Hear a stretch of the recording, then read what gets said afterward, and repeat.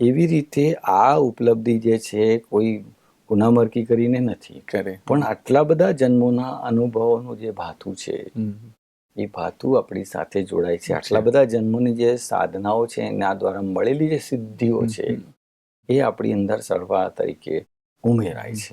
મસ્તિષ્ક પર બુદ્ધના માથે જે 1000 વાળના ગૂંચળા બતાવ્યા છે, વાસ્તવમાં એ ગૂંચળા નથી પરંતુ 1000 પત્તીઓ બતાવી છે. તો બુદ્ધે એમની ઉત્કટ અવસ્થાને પામ્યા છે પહેલા જ જન્મમાં, એવું એમનું કહેવાનું સૂર છે. મહાવીરના માથે પણ એવું બતાવે છે. એટલે આ વાતને બેનને પૂછવા માંગુ છું કે ભી પરમાત્મા કોને ઉપલબ્ધ થાય છે? ને જ્ઞાનની ભાષામાં, એ પોતાની ભાષામાં કહે છે. ભગવાન પ્રત્યે એમની ખૂબ શ્રદ્ધા હોય, ભાવના હોય.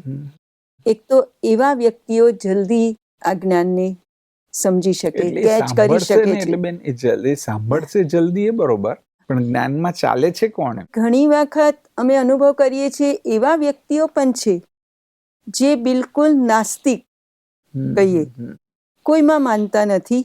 એ કંઈક અંદરથી શોધી રહેલા હોય છે. બરોબર. કંઈક આપણને સારું મળે જે આપણા મનને સંતોષ થાય. તો એવી વ્યક્તિઓ જલ્દી કેચ કરી લે છે.